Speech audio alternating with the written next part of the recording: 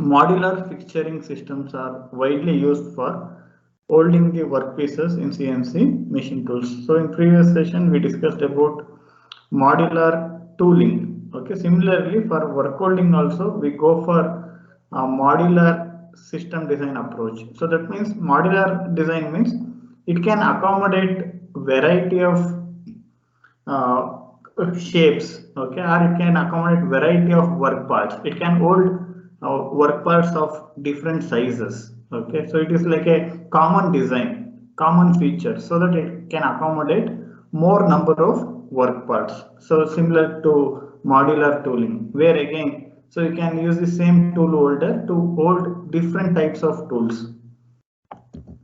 Grid plates are generally used as one of the fixturing bases. So above this you may have one more fixture, okay, but it will act as a base. In few cases you may be able to keep the work part directly on it. It depends on the work part, okay, or else you will keep one more fixture on the grid plate, okay, and you can perform machining operation. So this is the grid plate. So it consists of number of holes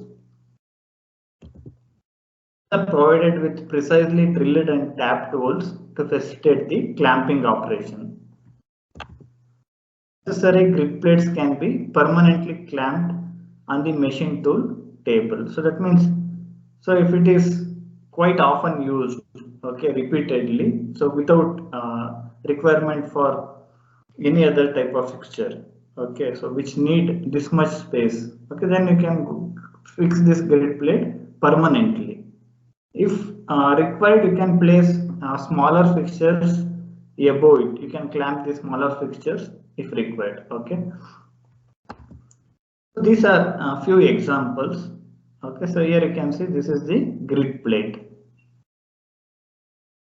So other than grid plate, so few more components are used, okay, so to clamp the work part. So only in most of the cases grid plate itself is not sufficient. Here also you can see, okay, this is a grid plate. Other than grid plate, so you are using few more components for clamping the work part. This is the actual work part, okay. So these are other components required to clamp the work part. So in this example also, if this is the work part on which machining operation is performed using a vertical axis machining center, okay. So here you can see there are few more components which are used to hold this work part.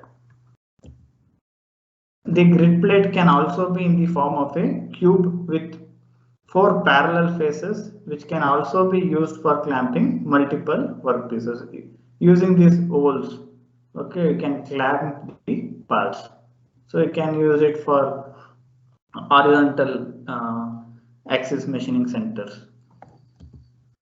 So as we saw in one of these examples, so here you can see. So other than the grid plate, we need few more components. Okay, these are such designs which will provide additional support or which will facilitate proper holding of the work parts.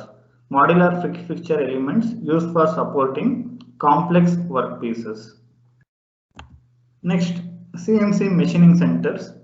So usually instead of calling it as a milling center, okay, we call it as a machining center. The reason is compared to traditional milling machine with additional accessories, okay, CNC machines can accommodate more number of operations. Okay, even drilling you can perform with the help of the milling machine in case of CNC. That's why instead of restricting it as a milling center, we call it as a machining center. The reason is compared to traditional milling machines, CNC milling machines can accommodate more number of it can accommodate more, it can perform more number of operations, okay, with additional accessories.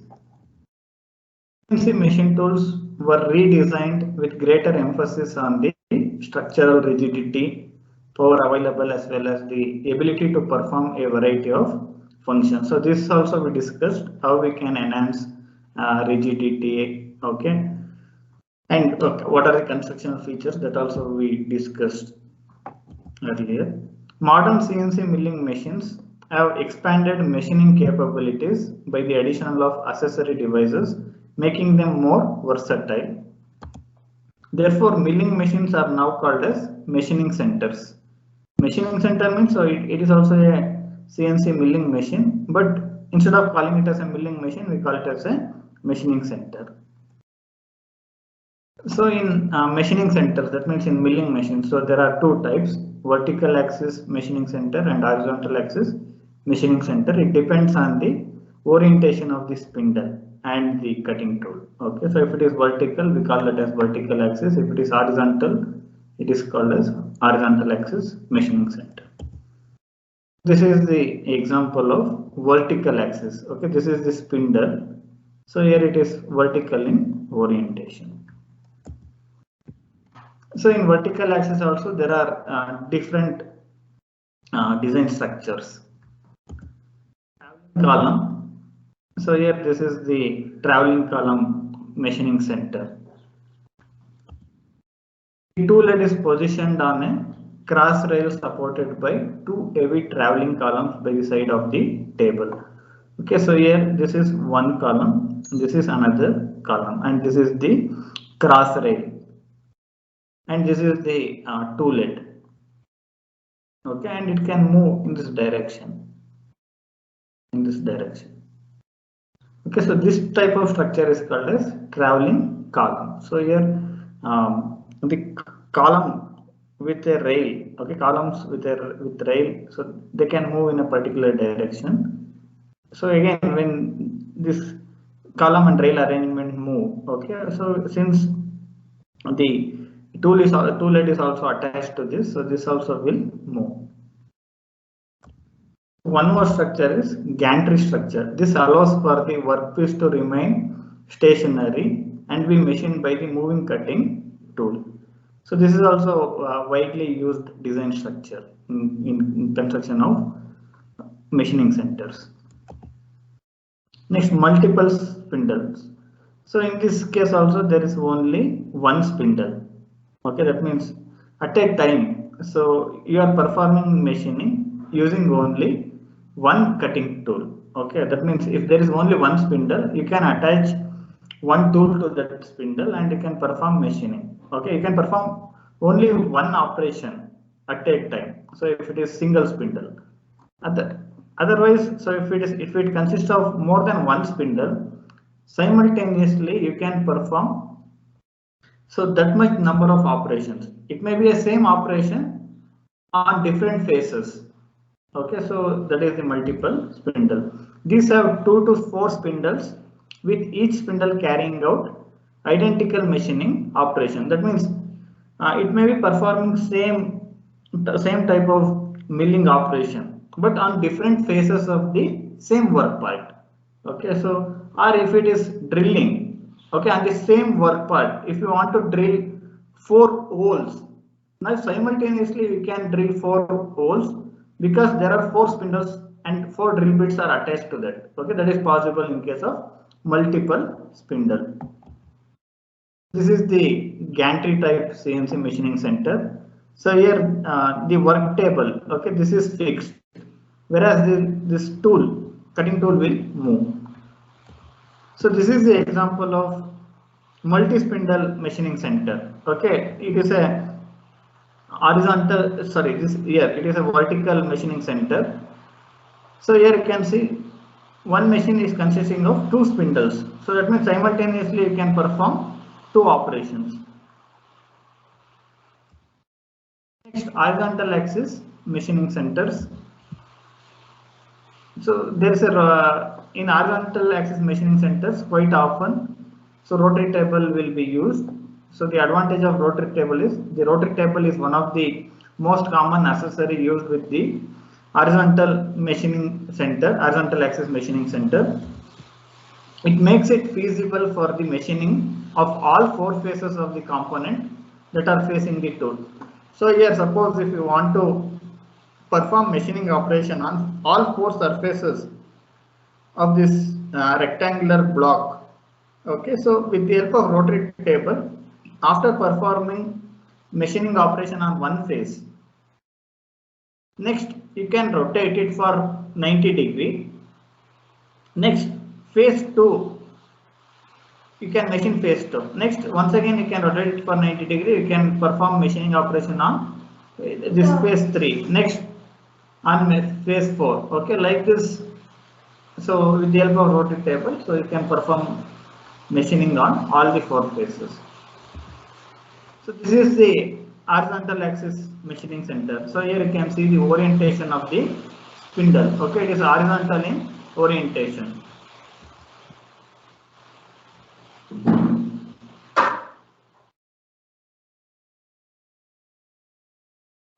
So there is one more possibility.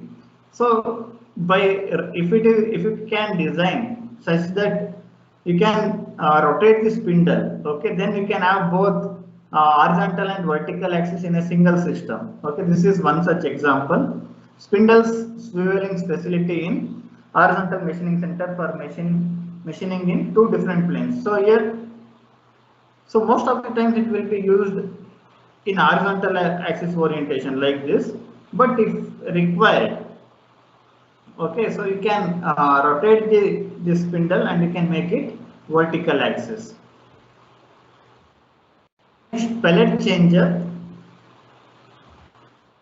Pellets are used in machining centers to improve machine utilization. That means, though we can have automatic mechanism, okay, which will pick the work part after finishing operation, and it can place the new one, but there is a limitation. Okay, if you are performing machining operation, or if it is for mass production, okay, you can have a automated mechanism. But suppose, so if the number of components you are manufacturing, if the production volume is very small, okay, if the production quantity is very small, then you cannot go for an automated system which is customized for a particular design. Okay, you cannot do that. So in such case, what you can prefer is you can go for using pellets. Okay, and there is one more thing, you cannot automate everything. Okay, there are some limitations. So because of the size of the work part and because of the way in which the work part should be folded, work part should be held in the machining center. Okay, you need to do a lot of settings. In that case also you cannot go for automated mechanism like a conventional pick and place robot or such mechanism. Okay, in that case, so you need to make use of pellet changer. Pellet may be considered as a small table having standardized dimensions. So here what you are going to do is you will keep work part on the pellet and manually you will do all adjustments. You will set the work part, you will fix the work part properly. Okay, so but it will be done outside the machining center without interrupting, without stopping the machine. You are doing all these settings.